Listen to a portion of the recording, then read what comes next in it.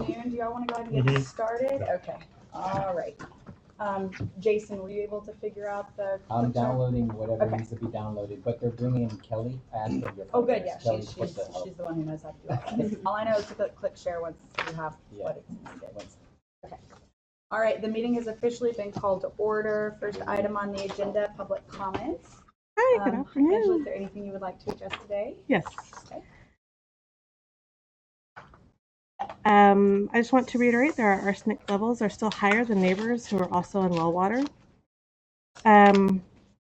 Specifically curious as to, we have a contract with 216 for 30 million gallons, whether we take it or not.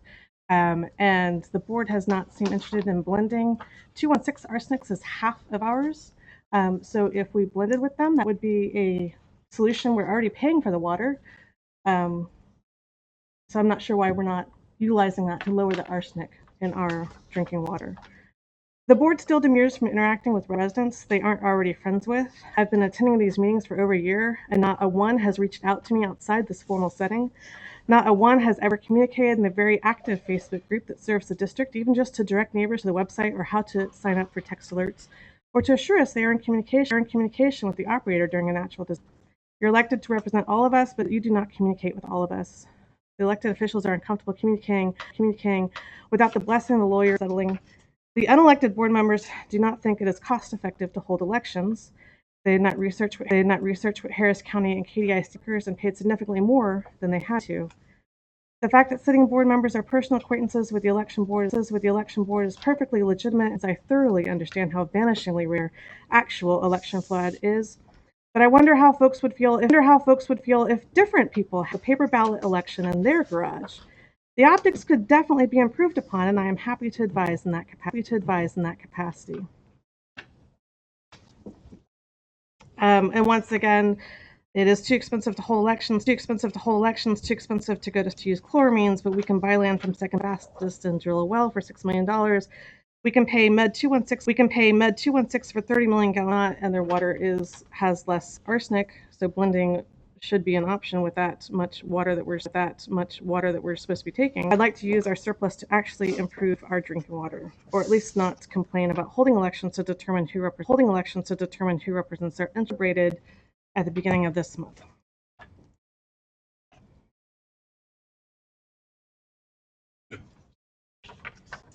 Okay. All right. Anything else?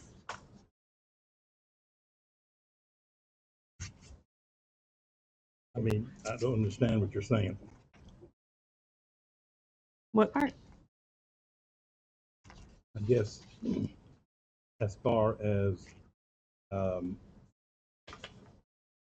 the election, I mean, a lot of stuff that you're saying, I don't fully understand what you're saying. I'm happy to elaborate on any of it. Well, on the, I guess the cost of the election, do we have those figures yet as to what? It's a single sheet I provided.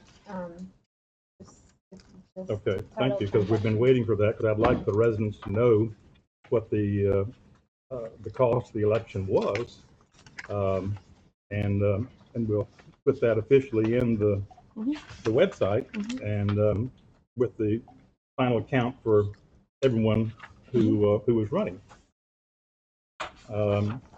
But I think you make some comments about, and it looks like it's $47,989 is what the election cost. And so we'll put that in so all the residents can see that. And I think you still make comments about what was paid due, and I think you quote the Harris County? Harris County and KDISD. And do those places provide a venue for the election to take place? What do you mean? Do they? Of course, they provide a venue. Well, I mean, we don't have a place, and so they're paying the overhead for that as well. They have to rent venues, yes.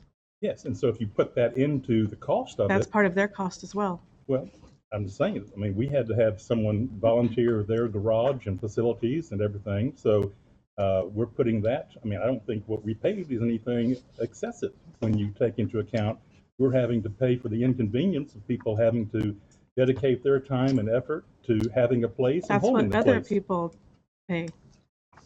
That's what other entities pay for as well. But we had to have ours within MUD 345. That was the restriction. There's no public buildings within MUD. If you're paying someone $16 or $17 and you're providing a venue, then if you didn't provide the venue and you asked them to provide it, the cost would be more than $16 or $17. Right. And $20 would be reasonable, which Right. is what Harris County pays. But they're also providing a venue. You're paying more than, but it's a smaller election, so there's less work. I don't, but they're still providing the venue, which is a Right, cost. so agreed. So So we're 20, having- 20 would be reasonable, I believe, Well- because 16 would be for the actual work, and then the additional money would be acknowledgement of using the space. Well, we disagree. The board felt 25 would be fair to go ahead and do that. Actually, I was informed that the board wasn't aware of what other districts paid. Other entities paid. The board was given a range of what they thought would be a fair amount to pay, and that's what we picked. Great.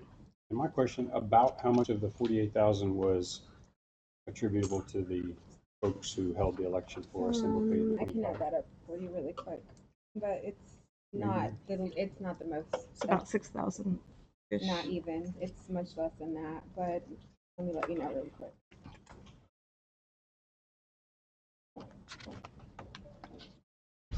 So we're talking about Yeah. $6,000 payment to them. So we're talking about if this board was to award them hourly payment of $20 an hour instead of 25, this delta is $1,500. Mhm.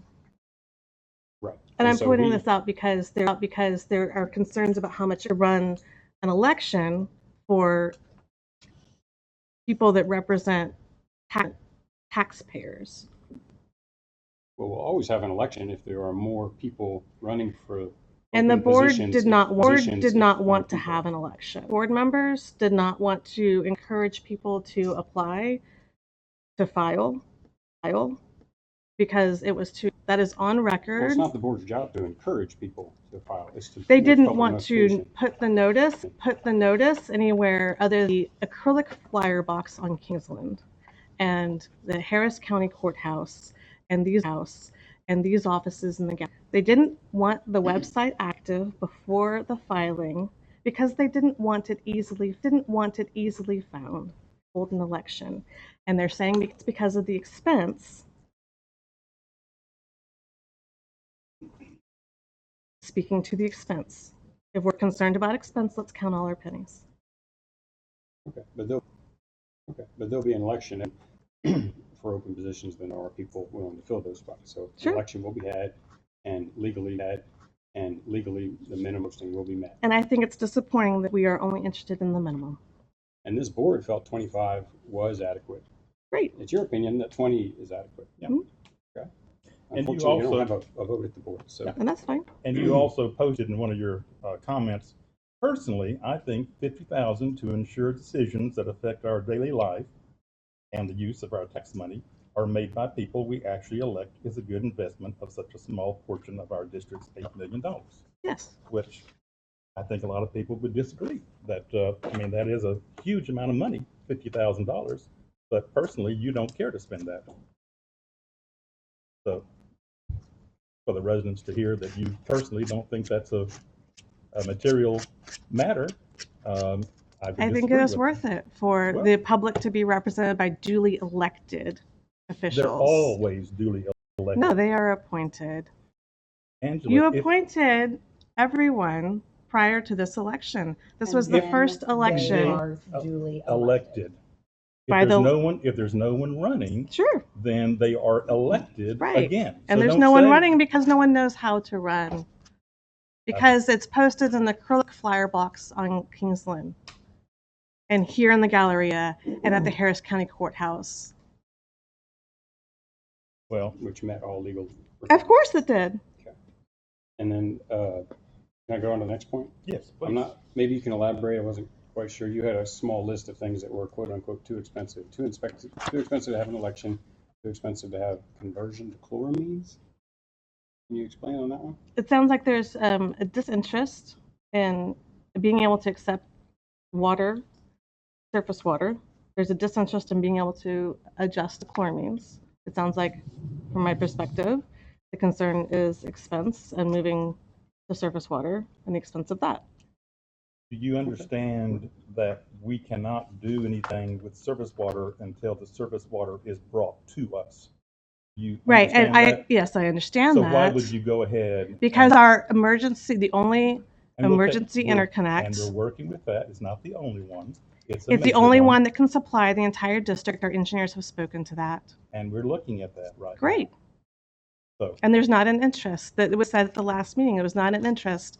Please don't roll your eyes at me. That's not respectful. well, when you say something that's not true, we have talked about it. We talked about it at the last meeting, and we're looking into that matter. And I guess my point is, I don't think the primary concern is the expense. It's more technical and operations. So I know part of this meeting is dedicated to that. Great. I just wanted to make sure, clarify, it's not an expense as the sole driver of the thing on chlorine. Great. Was there other things I missed in your list of quote unquote too expensive? Those are the two. Board, y'all want me to briefly address the blending of 216's water? Angela, I know this has been talked about before, but just to clarify again, the agreement with 216 for the 30 million gallons was to supplement the district's one water well and water plant during the summer months. When the TCEQ takes those, this is where I need the operator to come to make sure I'm saying this correctly. But when the TCEQ comes and takes the sample, they're taking it at the well. They're not taking it at the water plant. 216's water comes directly into the district's ground storage tank. So the water that is actually distributed to the residents when we have 216's water will help dilute that arsenic level. That's just not where it's if that's helpful by any means. Okay, thank you. Thank you, Alan, for making sure I said that right.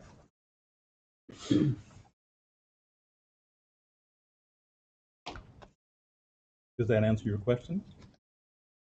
What question? I didn't have a question. I had a statement. Does that address your statement? Sure. Okay. All right. Agenda item 2 is review and approve the minutes of the July 1st board meeting. Board, we are still, since that was 2 weeks ago, so we will request you all defer that until next month's meeting, where we will have your July 1st minutes, and your July 15th minutes. Agenda item 3 is the bookkeeper's report. All right, good afternoon, board. Everybody should have a copy of the July 30th, the July 15th report. At the cover page, you'll find page 2, your monthly financial summary, your operating fund. Past that, on page 3 is your cash flow since our last meeting. We have 23 checks for your approval today, which includes rural taxes, as well as the plant reserves that are being paid out to the joint water and sewer treatment plant as a result of the amended budget. Page 4 is your cash flow report for your operator's account, showing your May accounts receivables. Pages 5 through 8 make up your actual versus budget comparison, reporting the month of May and your fiscal year to date on the right. Page 9 and 10 show your balance sheet as of May 31st. Following that, on page 11 is your monthly financial summary for your sewer treatment plant fund. On page 12, you'll see we have 6 checks for your approval today. Nothing out of the ordinary here. 13 and 14 is your updated actual versus budget comparison. Page 15, your monthly financial summary for your joint water plant. On 16, we have 8 checks for your approval today from this fund.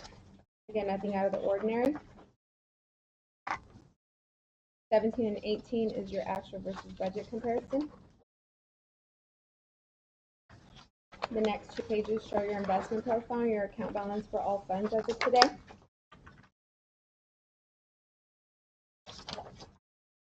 21 and 22 is your updated cash flow forecast reflecting your amended budget that numbers. And so with those values, we're sitting at 34 months reserve at year end. And the last page is your updated sales tax revenue history. All I have, unless you have any questions.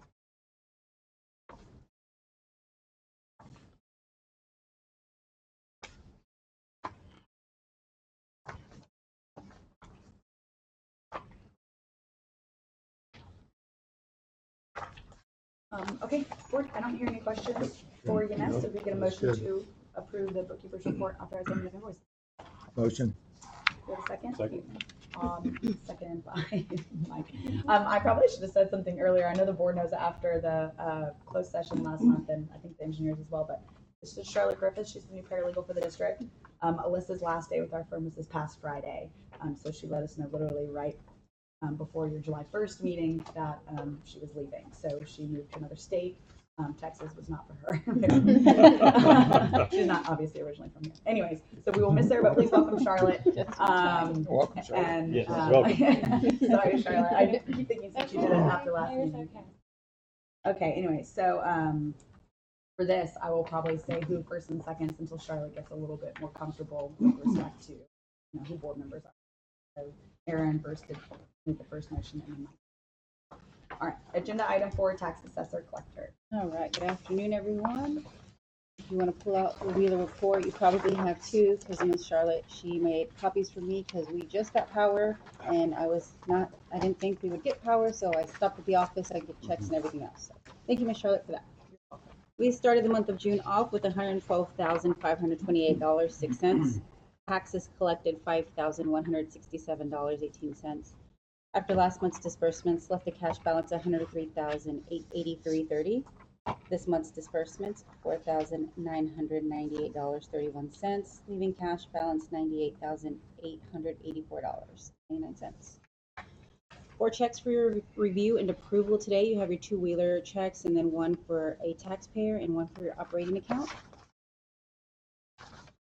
Following page is your historical. The district was at 97.83% collected. Again, I don't have an updated number with the power being down, but I can tell you after the July 1st meeting, I did find someone from the Green Trails HOA.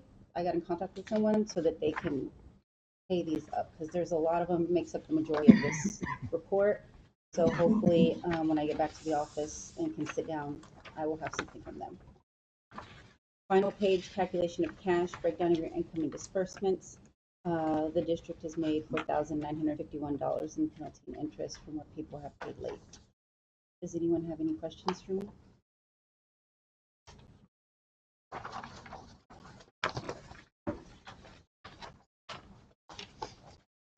All right, if we can get a motion to approve the tax assessor collector's report authorized payment. Motion. Got a motion by David, second by Mike, all in favor. Thank you. Aye. Aye. All right, agenda item 5 is your delinquent tax collection and tax collection attorney's report. You did a report today.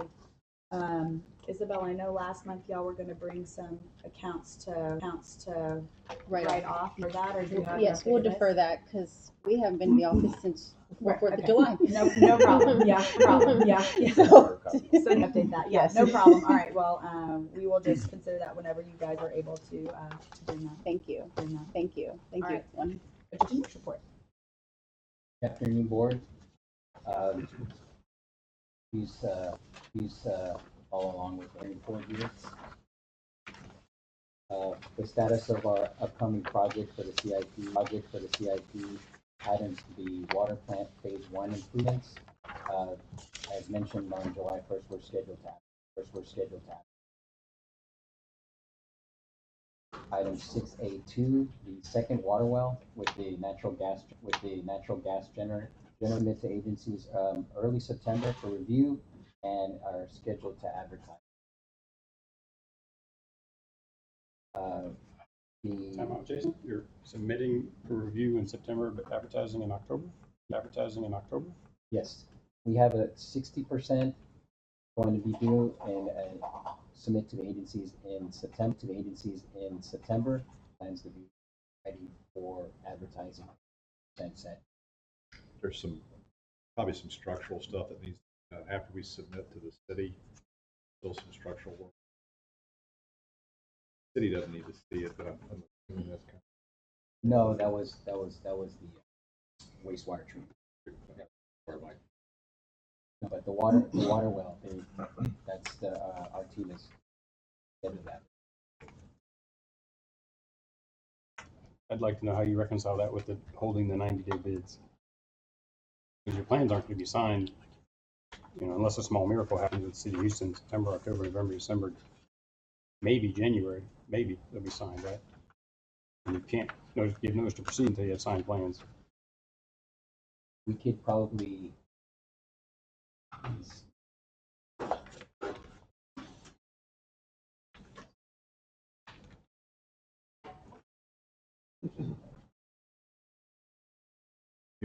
we can reach out. I mean, there's only going to be a handful that bid on it well anyways. Well, that's not relevant. I know. It's the timing, right? Correct. But what I'm saying is we could reach out to those bidders, let them know, hey, we're getting ready to advertise. We don't expect it to be full.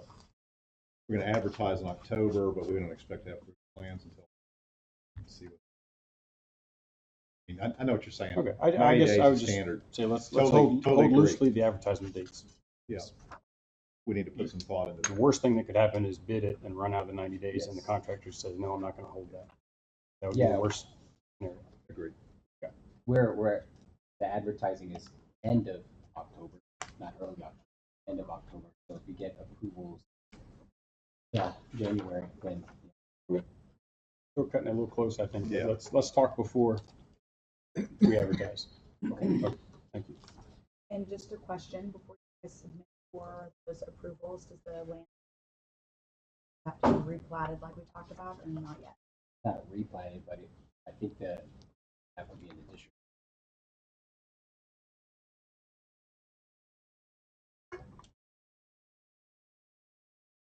Okay.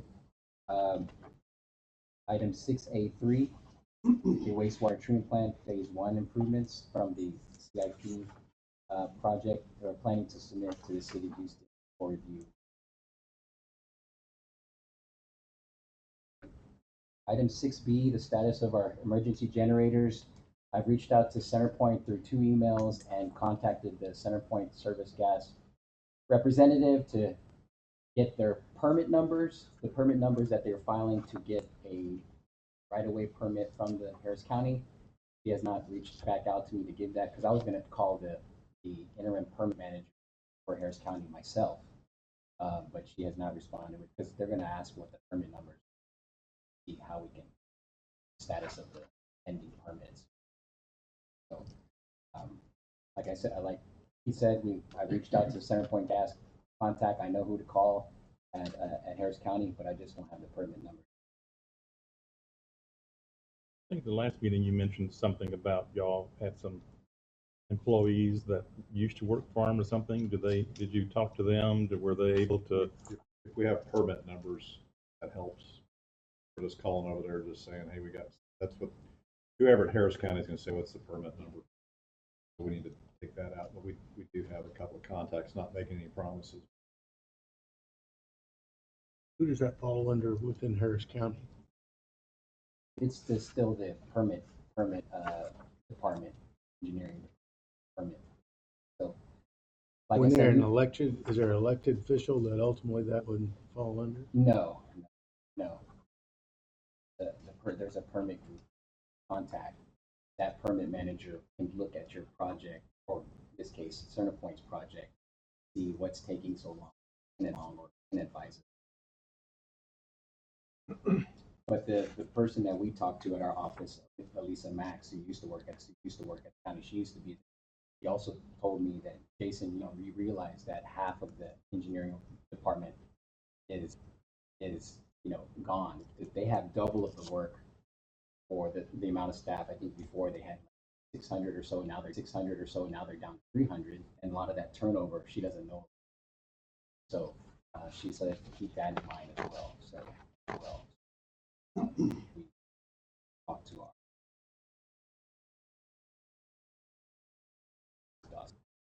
Dawson. How long have we been waiting for Harris County to respond with the permit number? Not Harris County's, not Harris County's, I mean, I've been waiting on some. a couple weeks. I mean, I reached out to her shortly after our meeting, that we had on July. Number if she's, because I asked her first through email, can you call and call this person, county, and see what he says? She never, when I checked in with her to see if she ever called him in the email, can you give me the permit numbers so I can call for you? And then I followed up with a phone call. But she never, last week, she never called me back. Well, probably maybe last week was a bad week anyway. Yeah, So but- we ought to yeah. try again. Yes, yes. Yeah. Okay. Precinct 4 does have constituent outreach that a board member could reach out to. Okay. Item 6C and D, none to report on that, as well as E, for the hike and bike trails. On the hike and bike trails, I think I did report on July 1st meeting that the application has been submitted and that Precinct 4 would get back to 346 on this project sometime. Item 6F, the service line inventory for the new lead and copper regulations. No update to report. I think we're still scheduled for late August for that inventory to be done. And item 6G, no update to report on this yet. Presented as well.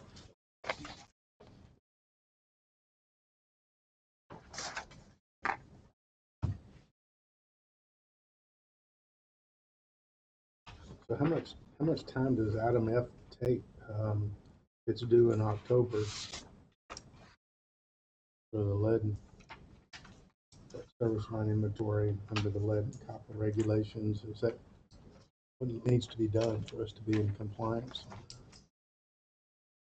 And did OJ, are they scheduled to, I mean, is there, David's asking. What they do is, your operator has contracted with another engineering firm to put together that inventory list, and then you have to go through and open up literally every single meter box, figure out if there is any lead and copper lines that's attached to the district service line or the private line that goes from the district's meter to the homeowner. And then they have to put together an inventory list of that. And we will have next month on your agenda to actually approve that list, which it can be approved for your September meeting because it's until October. So it's the In case list, it's not it's the ready. list. It's the list, and you're supposed to submit it. They're supposed to, y'all already provide them authorization to do it, but submit it to the PCQ. So there's no physical remediation or anything like that we have to do before? Just the, We don't know yet. Right now, it's just the requirements are for every provider, water provider, to create an inventory of all their lines that maybe have lead and copper. Okay. So that next step of what do you actually do with that, we don't know. okay. Does anyone know what was the earliest homes that were built in Green Trails? Early 90s, right? Early 90s, y'all Yeah, should be two- all right. So after 1989, it was illegal to use lead and copper. So we Should followed be it. free. Is it? Yeah, and if they were built after a certain date, then you can safely assume that there is none and you don't actually have to verify that physically. Stuff to do to check the box, submit the form, but That's good to know. Okay, good, thank you. I don't think No, we'll be so- finding any lead.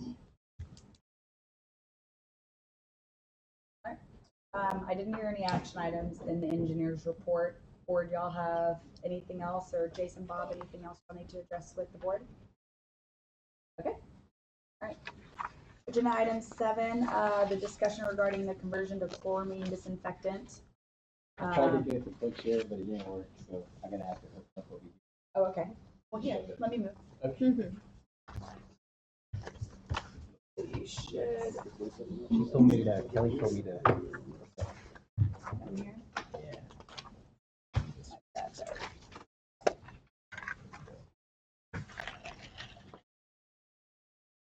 No, you're good. I'm just trying to move this out of the way, but then I hit click share. But then show. Oh, cool. Look, there it is. Okay. All right. I'll come sit down here in your seat. All right. All right, board. this is our continued discussion where Mike, Chad, Bob, and I have kind of discussed the options on our West Park interconnect and their conversion to chlorine. So this table here kind of represents the verbally what I said, where we noticed that the average peak need for all 5, including 346, is approximately 42 million gallons per month. That's in August and September 2023, the 44 million and the 40 million. So we took an average of 42 million gallons in a month. Divide that by 30 days. So peak demand 4 million gallons per day, which I mentioned last meeting. And talking with Mike, you know, we were as a range of a 1 point. You see down here in the blue here. Assuming a stage 3 drought contingency plan, reducing that need to about 1.1 million gallons per day. So we're looking for a range between 1.1 million gallons per day to 1.4 million gallons per day for our needs in an emergency situation. Okay. As I discussed last meeting, my conversations with the other existing interconnects that we have here, 216 said during the summer months they could provide 350,000 GPD, non-summer months 400. Okay, Longhorn Town, theirs is a little bit less. Summer months is 200,000, and non-summer months 400,000. And then Green Trails is 0 during the summer months, and a whopping 150,000 during the non. So looking at our existing interconnects, not including West Park Mud, taking that out of the equation, that is only a total of 550,000 that they could provide for the summer months, and a million during the non-summer months. Again, we're looking for a range between 1.1 million gallons per day to 1.4 million gallons. I've already reached out to, so this next line here, I've reached out to the Mason Creek district engineer, Jose De Leon. He said that their district, if we were to have an interconnect with them, they can provide 300 throughout, whether it's a summer or not. So,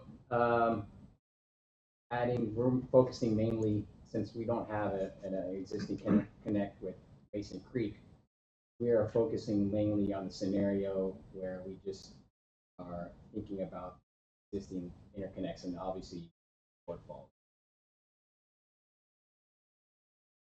Okay. So, do we have a feel for how much of our water goes to certain watering yards, or goes to internal consumption within house? You know, outdoor use versus indoor use, things that we could throttle back. That's, David, that's kind of where the and the bottom part of the blue line is a 20% reduction some assumption. So okay, if we were to pretend, I guess, if everyone was going to use the same amount of water, irrigate the same as this 2023 data in the summer, we would need 1.4 million gallons a month, and nobody's behavior would need to change. okay. Clearly, we need to have behavior change if we're in an emergency situation. So that's where we're scaling back. We have a drought contingency plan, and that stage 3 scales back. In fact, it mandates all automated sprinkler systems are off. You have to use your hose or watering hose buckets in that stage 3. And that thing will get us 20%. Yeah, and then of course we can work closely with the HOA, and hopefully they're willing to scale back all the irrigation in the green space common areas, and all of that gets us, I think, you know, it's a guess. All of this is an educated guess, but gets us to a 80% of normal, 20% reduction. That was our hope in landing on 1.1.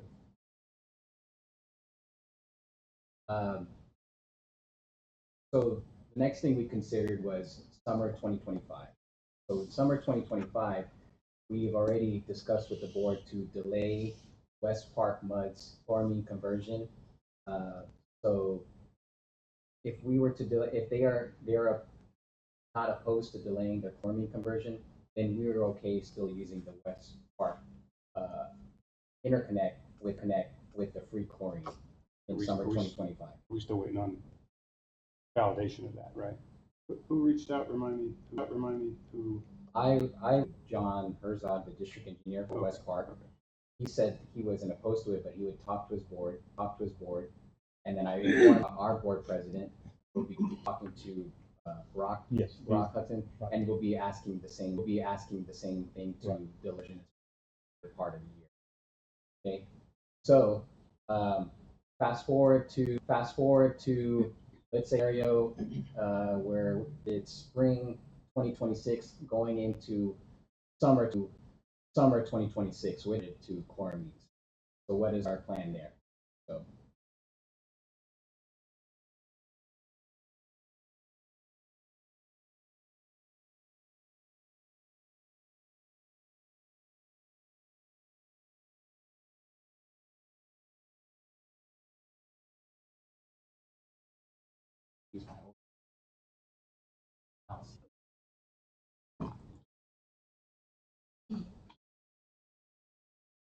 So while he's doing that, I'll give a quick explanation. So our thought was, how do we make the most of about 550,000 gallons of chlorine interconnect water? Where do we send that? Clearly, that's in the range of 50% of what we need. And where do we draw the line, if you will, across our district for the other part of the district that would have to survive? Again, we're talking 60 days, most likely, hypothetical situation in summer of 26, who would get chloraminated water from West Park and who would get chlorine water from our feed, right? Our feed from 216 is direct to our plant. So our plant would be operating, but it's getting a feed from 216. And how would we chop up our district? And can we chop up our district, so to speak, into two split systems that do not interact? They don't blend together.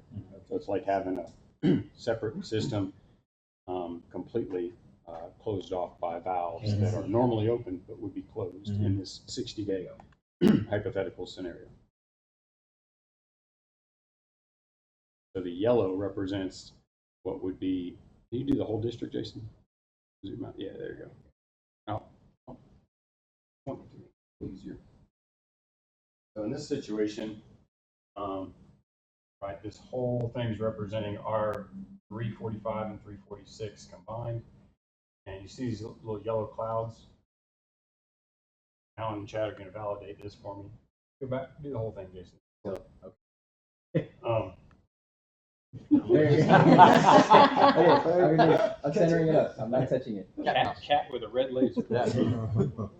Okay, so these with the blue yellow clouds represent the valves turn to separate these into two different systems. So the water from 216 comes along Kingsland, delivers right to our plant. Our plant's running. Right, in this hypothetical scenario, the well is down. That's the only thing that's down, right? The pump of the well. So our plant is functional, so it's pumping out at whatever pressure we need into this non-yellow area. So you have the hospital complex, the pool, and this area we'll call SF1 would all, so to speak, feel no impact. They feel nothing different, right? They might not even be any the wiser because the water is still chlorine and it's just like they've always received. Everybody else in yellow would have to be supplied in this hypothetical scenario 60 days in the summer of 2026 by West Park Mud that's chloraminated water. So Infomark would have to flush. Can you imagine flushing all of the chlorine water out of all these lines, runs down the street into the inlets, and then, you know, section by section, valve by valve, they do their magic and fill all these lines with West Park water. Okay, that's it.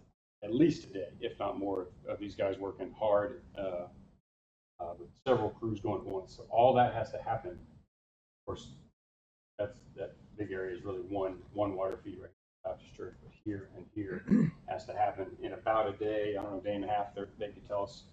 And then they would operate for 60 days on chloraminated water from West Park in our little scenario while we get our well pump fixed. Mike, are all these, is all this valving in place already? But these valves are normally, for the most part, I think, open. So they'd be in the closed position such that we have two separate systems that do not interact. And TCQ doesn't recommend blending, interacting chlorine, water, and chloraminated. That's the best way to do that. Can you talk us through the flushing process? Yeah, I mean, ultimately, we would have to work with West Park, so we wouldn't pump their facilities, of course. So that's gonna be restrictions there. But we would start, at the beginning of the district, you know, close to 45, and just work our way through to the back, bring in that that chloramine water into the system and checking it. What does that look like? Does that look like opening up a bunch of fire hydrants? Yes. And do we have to tell, how do you keep people and water into their house while this is going on? And that's what we were discussing earlier. There's no way to keep people from, as it's being flushed. Also, we were discussing, we have to send out some kind of notification. These folks know that they're gonna be getting that water. And if it's circumstances, we have to give 14 days notice. If it's an emergency situation, there is no, we have to give them, other than we have to notify them that it's happening. Still some logistics as well. So the comment that you made that TCQ recommends we don't mix chloramine, it sounds like that's gonna happen. It's not, there's any health effects that's gonna health effects to it. It's just, taste and odor issues that's gonna occur, things like that. It's. But what about somebody that has their own dialysis, something like That, and that's what we were discussing too. We have to notify these people, hospitals, or the schools, aquariums, different things. They have to be notified before we're really supposed to do it. But like I say, under emergency situations, we have to sit out notifications. I can tell you right now that more than likely, if this scenario happens, you're gonna have to send out more water notices to everybody. There may be even a period where they don't have water. While we're sending notices out, just to verify and to make sure that they don't use the water because of that. I think we would want to send a notification, if that, as soon as that becomes our backup plan, send that out, that's our backup plan. Mike and Think about it in advance. So. Yeah, Mike and I were discussing that before the meeting, and of course, we still need to, I'll have to give a response. But he was saying maybe we can send out a notice to everybody saying that, hey, this may happen, you know, to kind of prepare for it. So if it does, when we do come back and start notifying everybody, it won't be a total surprise. And this is a scenario roughly 2 years from now, right? So we could brainstorm, gather ideas of what's the best way to reach the most amount of people. Maybe we can even get a list, of course, voluntarily supplied, of course, of who is on dialysis at their home in 3-4. Those can be first notified, right? And it may be in the spring of 2026, or we just make sure they are aware that, hey, there's a small percentage chance if our well goes down, this could be the plan we go forward with. It may not happen at all, but we want you to be prepared in case it is. You're going to be the first to be notified. So if we get the list of 5, 6, 10 homes in our district that have in-home dialysis, top of the list. But we can think of different ways to stay on top of proactively notifying people.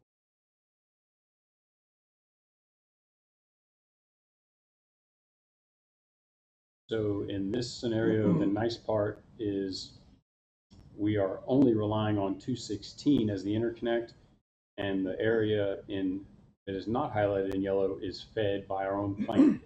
So you don't have the interconnect issues of a quote unquote live interconnect at our boundary where, as Alan was mentioning earlier, water could flow backwards. You know, if the pressures weren't, if one area had a higher pressure, that is avoided in this scenario.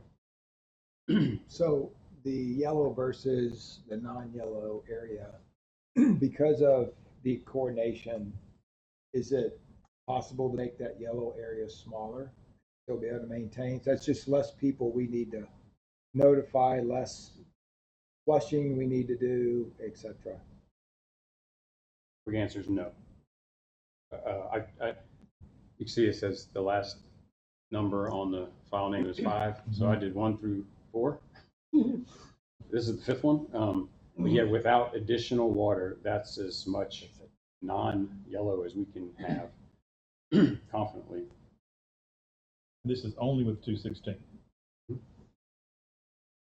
So I think it's our most reliable partner, largest volume, most reliable partner right now. The changes quite a bit if we spend. We can get into this later, but the estimate is about $250,000 to $300,000 if we build an interconnect with Mason Creek, which we don't have today. Then between $250,000 and $300,000, they are in the 350,000 gallon range, almost not quite as high, but they would be our second highest provider of interconnect. So the picture does change drastically, but it doesn't eliminate the yellow. We would still have yellow on the map. I still like the idea of moving forward, looking at Mason Creek. Second shallower well by the existing well. We talked. Something was said about that. An option, and Bob and Jason chime in, but I think if we fast forward to when our second well is online and you've got 2 large wells capable of handling the district, I don't really see a need for another shallow well. Yeah. But what would that cost? I mean, I know these are super expensive. At least $2 million. Yeah. 2 to 3. Okay. And I guess, so, we talked about shallow well, we talked about Mason Creek connecting any which could be a split cost. Should be a split cost. And so is there any, I'm sure we can ask a question, I'm sure we know the answer, but is there any possibility that any of our other interconnects, or are we, is that what we see up there on that spreadsheet? Is that there on that spreadsheet? Is that asking all of them? They all gave us a range. Yeah. And what you see on those numbers is the upper number of the range. You know, they said 350 to 450. We bank on 450. And there's no other adjoining district or connection, other option that other than Mason. Other than Mason. What did Longhorn say they could do? 250. I think it was 200,000 over the summer and Yeah. 300,000. It was like, I have it here. About 200. It was 200,000 summer months, 400,000 non-summer months. So did you do something that, I mean, could we use the Longhorn and the 216, and what would that eliminate on the yellow, if anything? I think the short answer is no. Okay. Unfortunately, I would have had a number 6 up here. Yeah. The reason being is that your connections to Longhorn are here and here, and if you were to do that, you wouldn't be able to get. Let's say you wanted this to be non-yellow, and say that's supplied by Longhorn. Well, it goes through there to get to. Yes. West Park goes through there. Couldn't make this yellow. Yes. So that's the path through. So you can't take that out of the equation and still keep it in the equation. Gotcha. If we got a Mason Creek, which would be right here, that.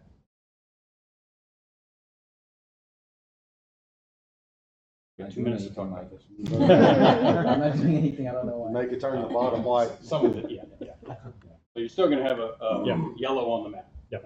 But if we can, if there's some things we can do to reduce the yellow, I'm hearing this is quite a logistical, complicated thing that we would have to do. Yes. And there's risk involved with it. So if we can minimize the yellow footprint even more by adding Mason Creek, $250,000-$300,000, and we could use that in the future as Yes. well. This is Yes. not just a one-time thing for this. This would give us And I think additional. they would like the interconnect too, right? Yes, the district engineer has mentioned to the board and they are interested. And Like, so, contributing to the project, interested? They're interested in doing an interconnect, but I did not discuss about cost sharing. I think that would make sense. So a Mhm. $300,000 project the, becomes the fact that 150 each. they're interested in it. Yeah. You know, and they would have shared, I think that's definitely something I would recommend we obviously. But if we can reduce the yellow, that reduces the burden on the operator, it reduces the risk, the communication, the coordination agree. significantly. This is quite, I know you're kind of covering it at top level, but obviously there is a ton of coordination that would have to go into this. Over. And a lot of inconvenience and Yeah, very, very likely one whole day of no water. Yeah. Or at least a half a day of no water for the residents. So maybe a Mike, whole day. did you do one if you have the Mason Creek interconnect, what yellow would now be white? Do you have any idea? Zoom in. 240, there you go. So we need, That would be 240,000 for That's that. 200. 480. If we could do green, well, Green Trails is giving us 0, right? Yeah. See, that area where Jason's circling right now by itself is 380, and Mason Creek would be about 350, right? Yeah. So probably just that SF2 would go. I think it'd be pushing the limits to try and include not just a couple. SF. Yeah, I think it'd be a little aggressive to think you could get SF2 and SF3 in there. We could get half of SF3, but there's not a convenient valving to chop SF3 in half, right? Right along that pipeline is the best place to chop.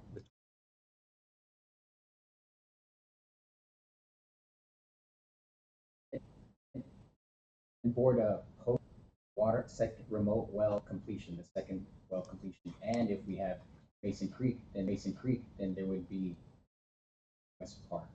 say that again? Post Oh, second post well, water well. second well, we have both With wells. Mason Creek. With the need for West Park interconnect, but no longer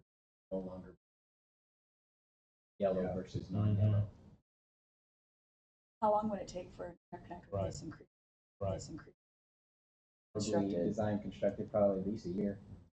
So We this got conversation time. starting now. If we jumped on it, in the next few months, but in time for the scenario we're talking about, summer of 20. You have to go under Fire Road. Yes, Fire Road, not so busy. Just kidding. Sure, there's nothing underground. So would would the Mason Creek water go directly into our water plant, into the holding tank? I guess we could. We hadn't thought about that. The easiest way is a direct. Do you know, is that I'm 12? just, the reason I ask is because Ours if is a forced, 12. Yes, ours is a 12 here. They have an 8. Their 8 going to R12. Be better for it to go right to the plant, but cheaper. Keep it at the 300,000 direct feed. And also too, if something happened to the facility itself, as Oh, far that's as your true. plant, where you wouldn't have the capability of pumping that water, then it would. Yeah, pros and cons. our electrical panel got fried by a lightning strike or something. Plant itself's useless. Then in that scenario, the direct feed is best. Relying on their pressure. In that scenario, though, assuming we build the second water well, we'll have some redundancy in place, aren't we? Oh yeah, I mean, once our second water well's online, Even if we find we're in a very good situation. No. All this is out there. No, if something happens at the plant, that well is not gonna do it for you. If you can't supply water through your booster pumps and your hydro tanks and your GSTs, then you don't have a second you would definitely have to rely on interconnect.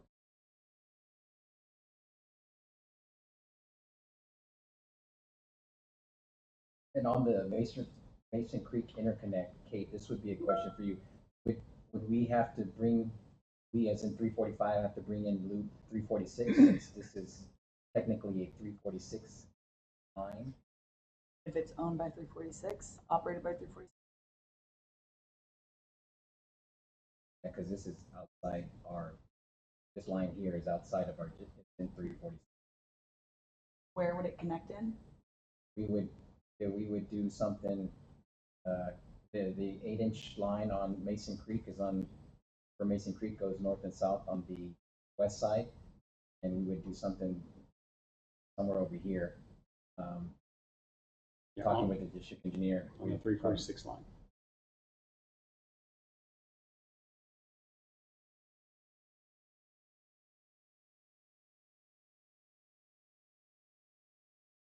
But even in that scenario that you just talked about, we got a direct hit and fried everything.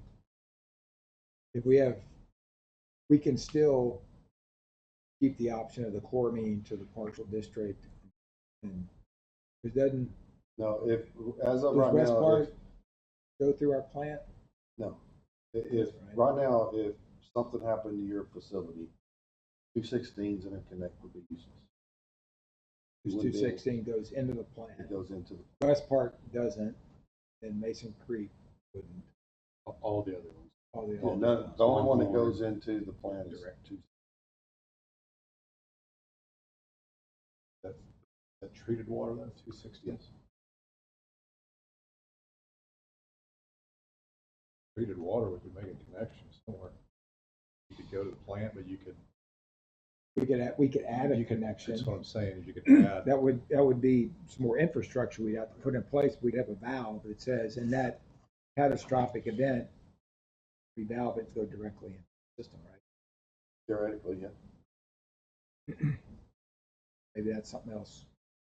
Maybe a second kind of priority Lines backup. are right parallel to each other. Couldn't be That'd be hard to do. 50 feet. That's probably something we need to keep on the table.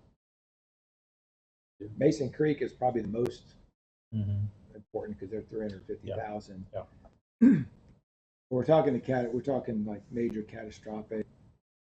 The entire water plant is fried. Well, theoretically, yeah, but it doesn't have to be the power plant. I mean, it could be as small as a main breaker or something in that control panel blow up and it's gonna take everything out. I mean, it's happened before. Open interconnect because the plant was down. Anything's possible. How many water wells does it? We know, like 3 or something? And do that with Nottingham? We know. Is it possible to chain things together so that Mason Creek could deliver 350, and if they have an interconnect with Nottingham, can we get 350 from Nottingham to add into Mason Creek? Mason Creek to supplement is the piping something that doesn't work? You follow what I'm saying? That would be a big help if there was something that we could. You could ask the same question. You could ask the same question of 216. Do they have anything else? But again, are you limited by the size of the flow rate? The piping size. So really the question is not just that are on our perimeter, but do those districts that are on our perimeter, do they have the opportunity to get additional water that we could then pay for to supplement through what they already are? Yes, and I would think that Mason Creek has interconnects with somebody. I would think. Mason Creek has one. Yes, right. I don't know if but they have that any won't others. help us though. Yeah. No, it will not. No. But you also have to remember, Alan said this, I don't know if it was a couple months ago, but it's an operational nightmare to try and have all your interconnects open at one time. So bear that in mind when y'all are thinking about opening up your interconnects and But, trying to get but water on this from other particular one, if you're people's. having Nottingham giving water to Mason Creek that then just coming into us, maybe that's not as, but that's all coming in on one line there. But the question is, can that line handle that much water? Question. I mean, we're talking about like third level contingency. Yes. Right, so, Yes. which I know the district always operates in a very conservative. Yes. manner. It might take some time to figure out kind of this third level contingency, but I think it's worth looking into. Yeah. And going down that path so we know what our options are. Anything we could do to Yep. prevent having to convert such a large area to chloramines, that if we could reduce that yellow footprint, then that just makes it so much better for district residents. I mean, the logistical nightmare is turning the yellow on. That's the logistical nightmare, I have a feeling, right? All right. Yeah, trying to get Dealing with all the everything other off valves flush. is logistically challenged, but not Customer nearly notified. as dealing with the yellow. The big thing is, like you say, getting the notices out, getting the customers notified, getting the valves closed. So yes. There would have to be a pretty robust plan and, kind of incident response team put together. This is a big deal to convert. This is no different than any other kind of emergency response kind of a coordination effort that you would have to go. In my opinion. Have y'all done this before for other districts? No, not to this level? extent. No. So this is kind of yeah. We got 2 years. We don't need to figure it out now, but it's a lot. It's a lot to coordinate, communicate. Usually when we're doing this, it's more of a permanent situation. Mike, have you done that up in the district that you're familiar with up in to the north there? I mean, you've done a partial conversion or something. Yeah, or, I mean, I agree with this scenario, hasn't been done, I think exactly, but Infomark's, quite experienced at flushing lines. They do this kind of thing all the time. Yeah. And yeah, we did a very similar thing in Bridgeland. Yeah. Whereas they experimented with, the two systems, having two supplies of water sources, well and groundwater, tried to mix them in the middle. Again, nothing was out of compliance, but there was federal, testing compliance, but there were taste and odor issues that developed. Right. Just like TCQ warned you of. That happened exactly. And they had to get very creative and experiment with different things. Sure. So yeah. Does the taste and odor go away once the lines are fully flushed? No, we found that if you can imagine, like, it was a big square rectangle and you had well water supplied from the bottom left and surface water from the top right, that band in the middle was kind of that's where the taste and odor issues were, where it blended in the distribution system. Very interesting to watch. But by itself, there wasn't. By itself, meaning when they're yeah, that's right, when they're separated. Yes, there's not. That's right. That's right. So they end up close all those valves down the middle, very similar to what we did. Right. Two separate systems. Two separate systems. Problem went away. Right. No problems at all. Right. Houston Water, I go to my kid's house, you don't have any taste. Yeah.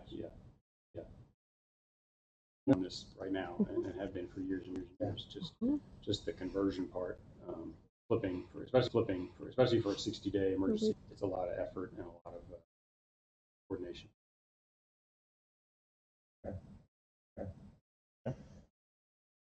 So, next steps? I think we need to look to see about Nottingham and Mason Creek too, in addition to what we're looking at, but just to see if that would be if Nottingham could add water to then come on over to us. So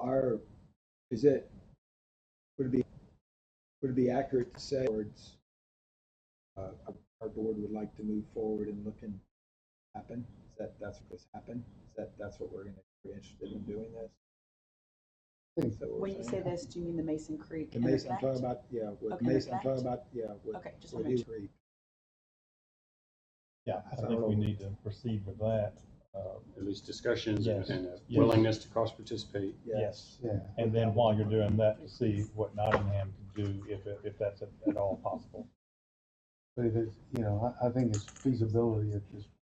Yeah. Versus green light, as if it's gonna take a year to do it, and we talk about it for 3 months before we go, and it's That's what I'm. a very short-term that- solution that we would be putting in place for our next well. But it's a long term. Yeah, but as a long, but then we, looking at it as a long-term thing would be different as looking at a backup plan for 9 months.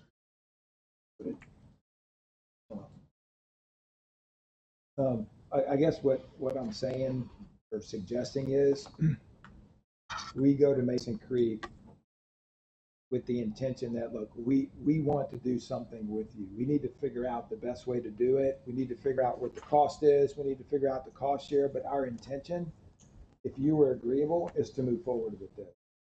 To move forward, with whatever that initial discussion. I don't know at what point we need to authorize some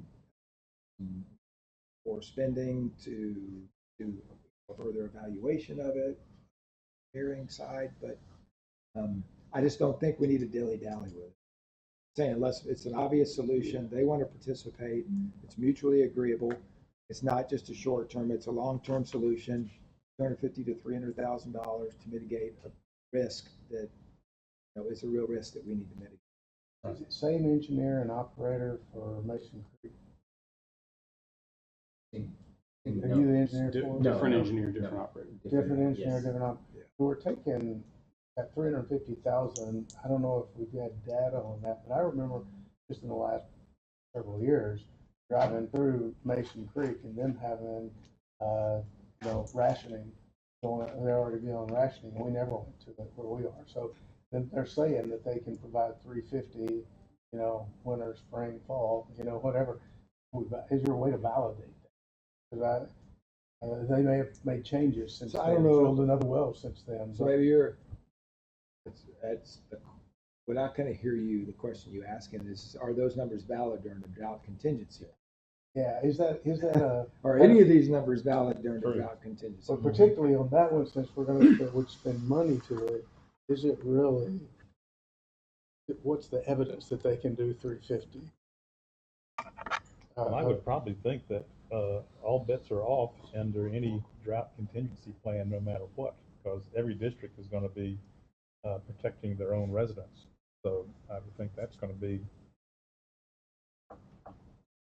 that's a valid point. It's just Yeah. interesting, they went to 350, they went to drought contingency, and we never did. Yeah. I think everything that we've discussed prior to you asking that question have been under the assumption that we're not operating in a drought contingency plan. Correct. Because the drought contingency plan changes everything. It changes We're in everything. an emergency there. Yeah. Okay. Yeah. So any emergency, that's not drought contingency. Okay. And I guess the other thing too, that would be a good idea to pursue, is CF2, is it 216, to see if we can do a direct connect there and bypass our plant. Would they allow us to do that? What would that take? What would that look like? Mike had said the lines are only like 50 feet apart or something, so it wouldn't be that hard to do, right? One's in the median of Kingsland and one's on the right. It wouldn't be a massive project to do that. Well, And that would give us another level of contingency if our water plant went down for any. And is there anything on the other side or around 216 that we could chain together to give us more? This is like we're talking about with Nottingham, sending water to Mason Creek around 216 that they have interconnects with that could then supplement our supply too.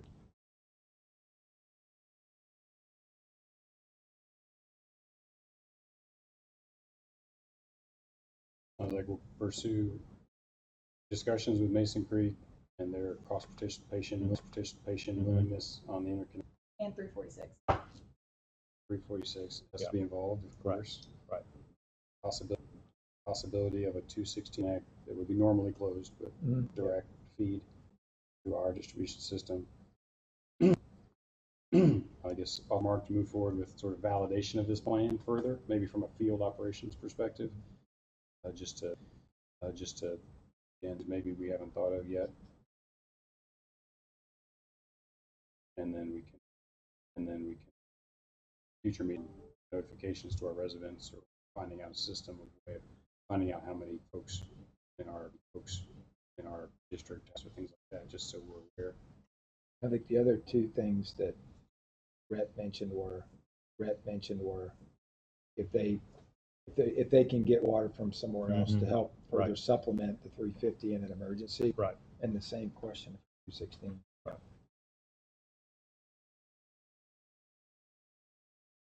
Does the board want Abe Dawson to do a formal opinion of probable cost?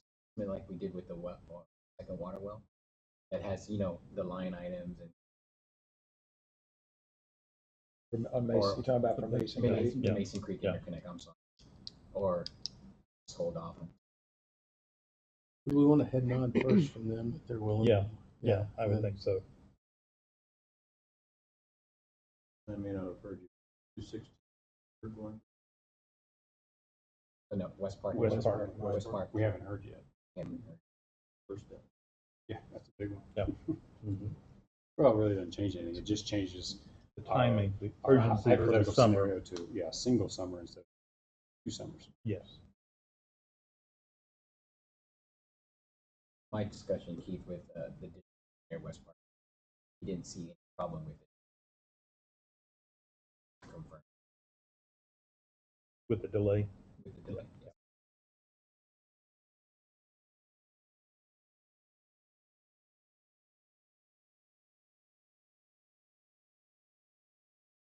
Well, Mike, I'm glad you're on the board. Mhm. Yeah. I've been through this before. Thank you. I really appreciate all your work. Absolutely. It's taking a lot of time. Stuff. And while it's still fresh in my mind, I want to thank and congratulate Infomark for keeping our 345, 346 well up with the diesel generator. I don't think anybody felt a blip on water service, right? Nope. No. Yeah. Thank you, guys. Yep, good job, guys. I drove by and I saw Alan out there with a hand crank, so, Alan, thank you very much for that, so. All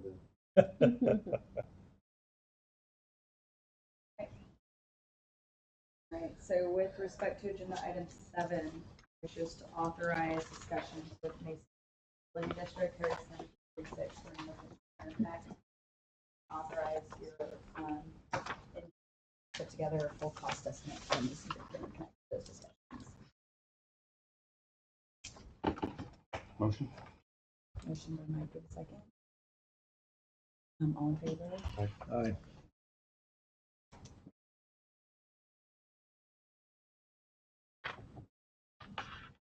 All right, agenda item 8 is the status of the acquisition of property owned by Second Baptist Church for second water well. We will go into closed session to talk about that. Agenda item 9, operators report.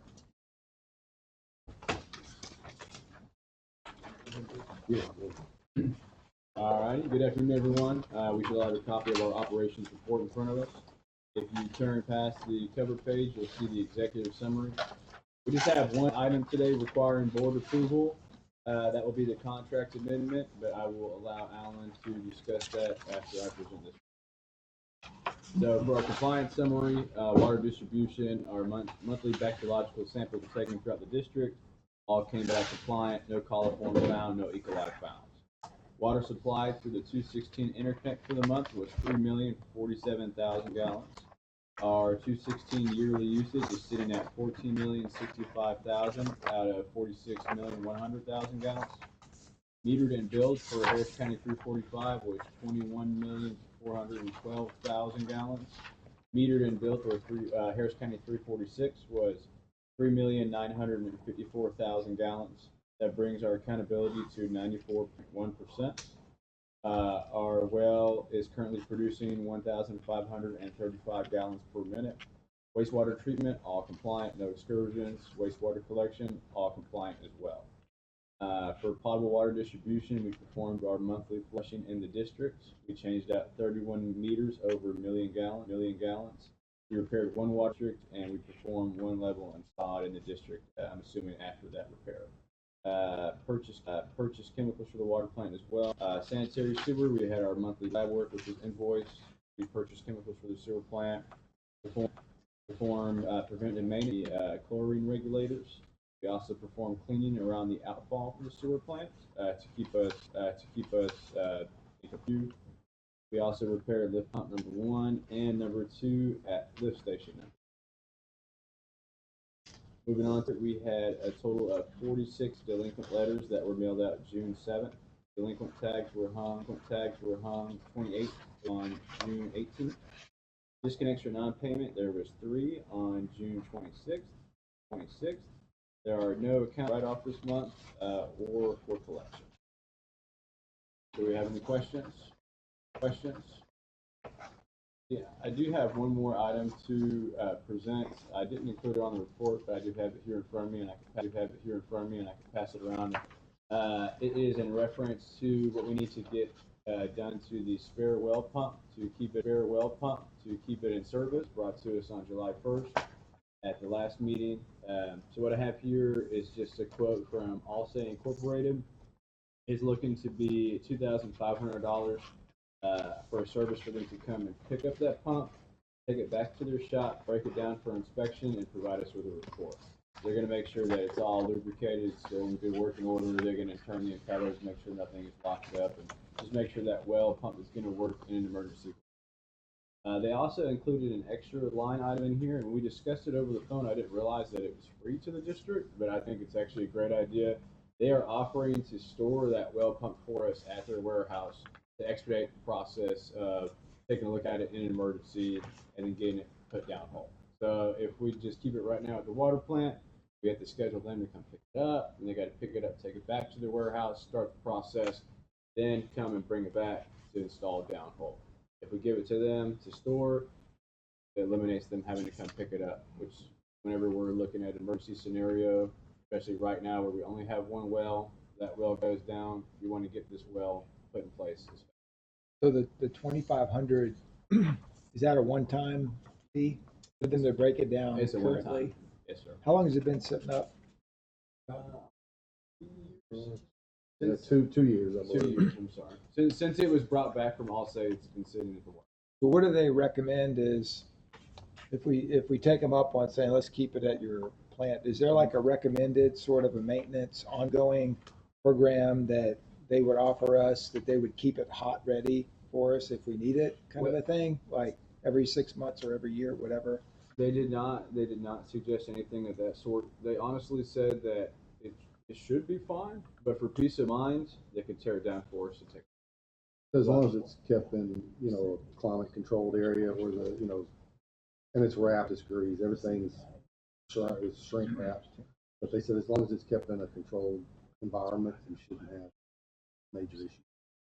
So would we say that the plant is a controlled environment It's in the versus booster, their warehouse? it's in the booster pump room, but there's no.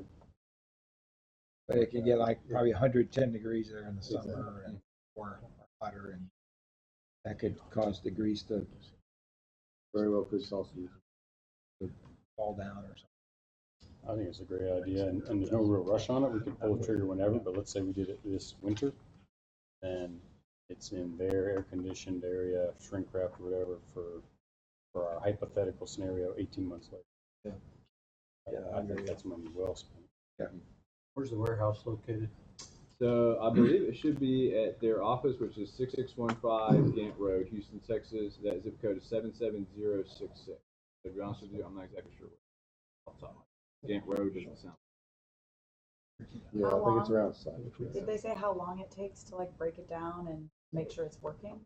They did not say, but they said that they can come and pick it up this week for us. So, but he didn't say how long the process took. But they should be able. So theoretically, in an emergency scenario, it should be ready to go right away. So they made it sound like they're going to pick it up and they're going to inspect it right now and then keep it stored in their room. Okay, and Allsay is who you guys would recommend if that's needed to be done? Allsay- Like if the new well motor needed to be swapped out. I mean, Allstate's the one who rebuilt it, and they're the ones who installed the new one.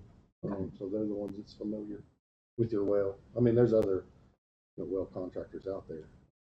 And as far as I'm concerned, yeah, Allstate's just as good as the next. The only issue I would see is if they didn't have, if your well went down and they didn't have the equipment, if it's tied up on another job and they're not able to get to it, then we definitely would want to look at getting somebody else out there. Allstate's perfectly capable of handling it. So is this like a 24/7, 365 access to the motor in their warehouse kind of Should be, thing? absolutely. That's something I'll verify with them, but it should be. Hopefully they wouldn't say, sorry, we're closed on Saturday. Yeah, well, We need to verify. yeah, we'll verify, but theoretically, I mean, if they're the ones doing the work, just say, I'll put that down today, you still have to mobilize equipment, get them out there, they have to pull that well. You're looking at a couple days to do it. It's not like we can say, oh, our well went out at midnight, we need it here at 1 o'clock in the morning. So there's a couple day process. This will just take one step out of the process. We'll take And give us assurance, more assurance that it's going to Keep it in a climate controlled Yeah, environment. climate controlled.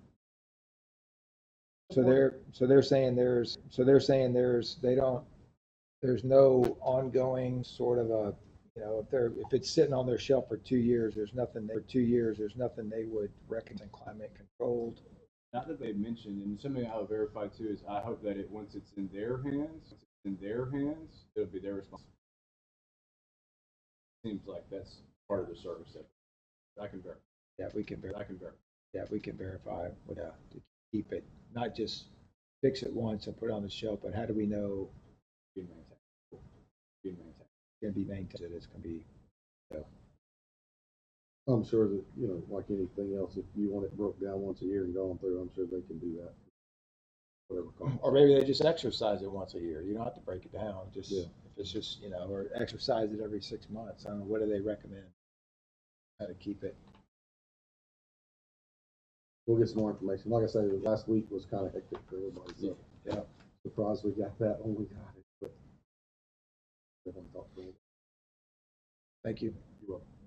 Dad, what was that number again? It was 2,500, but I'll come bring this. How much does a new pump cost? A lot more. Roughly, just roughly. I don't know off the top of my head. I'm so sorry. I can't remember what that one was. I know it's at least $30,000 or $40,000, I'm sure. Kind of average, not including all the other work that goes along with it. You're looking. Yep. 100,000 or so per incident at least.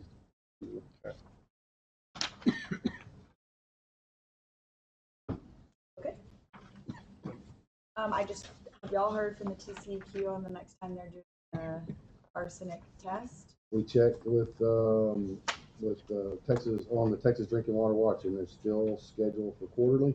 They haven't called us. They haven't called us. They haven't said anything up. So maybe they are in the process of switching back to yearly, and they just haven't changed it on there yet. Our guys are ready to go, as soon as they call us, because they call and give us notice that they're coming, and then we schedule the other labs to go out that same day and meet. And it's still scheduled.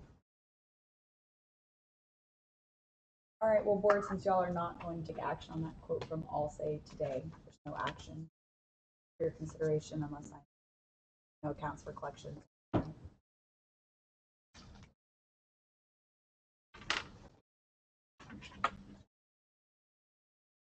All right, do y'all have any questions for your operators?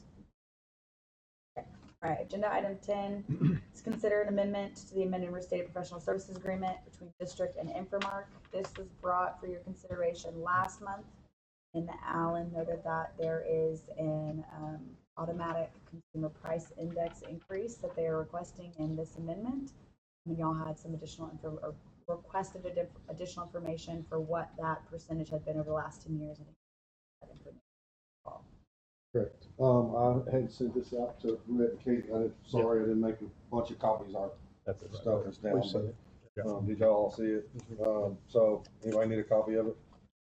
Okay, as you can see, it's usually around 3%, annually is that on average is what it usually runs for the increase. You came last month, you had a specific number you were asking Yes. Correct. for this time. Well, Yeah. yes, an updated cost analysis on our sheet. The proposal is to always follow a CPI index. That's what they're asking for, to amend the contract, provide for one. I would prefer to have, to go ahead and amend the contract as we presented it last time, but not have a CPI in there, that we look at that every 2 or 3 years or something like that. So that's just my thought. Anyone have any comments or Proposing thoughts? like a 10-year average and just lock in a number, something like that. Well, or just come back and let's look at it. But I mean, that's just, anyone else have any other comments, or y'all want I'm good to with do that. something different, or?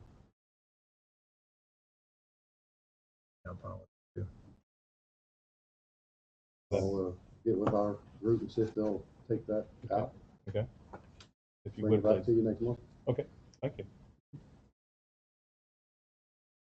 Okay, all right, y'all concur not to have a CPI amendment, and then we will obviously defer on this pending Infomark's removing that from the proposal. Okay.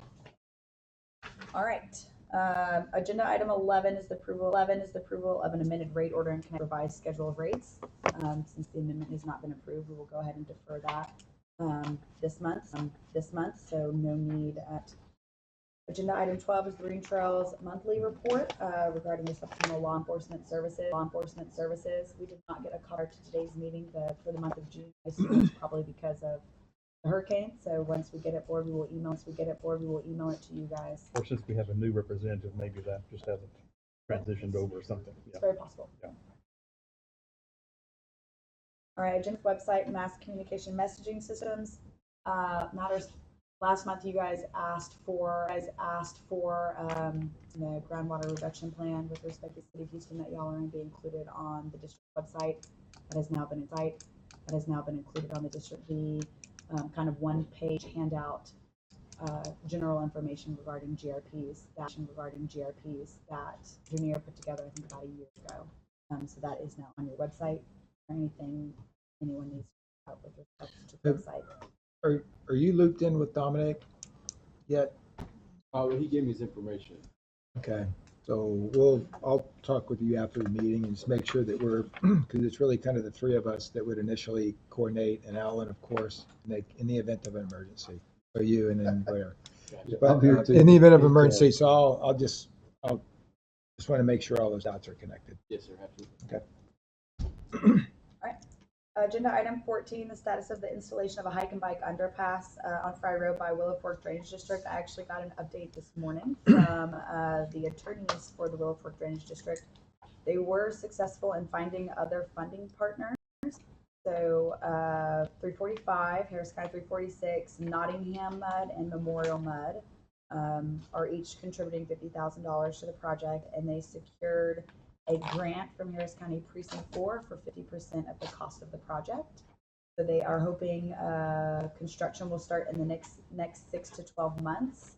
Harris County has approved the interlocal agreement. It's going to Commissioner's Court August for that approval, and then they also have to get a permit from the Army Corps of Engineers for the eastern portion of the trail, which is not the underpass, but they're doing the whole trail. And so that application has been submitted as well. So that's the update. There's a new attorney that represents them, probably why we haven't heard from them in a while. So hopefully I can continue to provide you guys with updates on that. Do you have any questions? All right, agenda item 15 is a review of a memorandum regarding electronic storage of district records and a resolution in connection. So at each municipal utility district's basically organizational meeting, if not their second meeting, you all adopt basically a records management program. Because the world has changed so much since 1991 or 1990 when you guys had yours, we are now trying to implement a standard for electronic record keeping.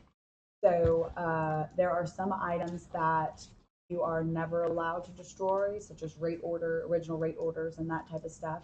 But this would allow your consultants, if they choose to, it does not require any of your consultants to do it, but it does allow them to have a little more autonomy over what original records they keep, assuming that they are keeping in accordance with requirements. So that one-page memorandum kind of provides you with what the standard would be that your consultants would need to do. If there's an open records request, they have to easily be able to find the records that they have stored electronically, and so have some sort of system that makes it easy for them to retrieve those records if they're needed. And then you have to adopt a new resolution for retention schedules, which includes electronic storage of district records. So we have that for both of you. Recommend you guys go ahead and do that. We've gotten a lot of requests in the last year or so from consultants for their approval to destroy old invoices. You know, they have stuff saved electronically. Y'all are paying for storage boxes that they don't need. I don't know if they can destroy them. This should allow them the opportunity to do that. It will be up to each consultant to make sure that they are in compliance with your new resolutions, should you choose to adopt it. So we will send it out if you guys adopt it, so all your consultants can look at that. If they have any questions, of course. Do y'all have any questions? Okay. All right. Then if we can get a motion to adopt that resolution. Second. All in favor? Aye. Okay.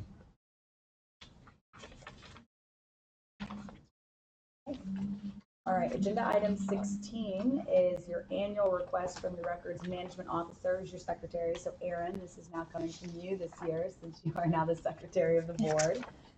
It is to destroy certain records of the district. So in the past, the only thing that we would request to destroy are Schwartz Page's notes from the meetings. Your records management program allows you to destroy them 90 days after they have been approved. We just do it on an annual basis.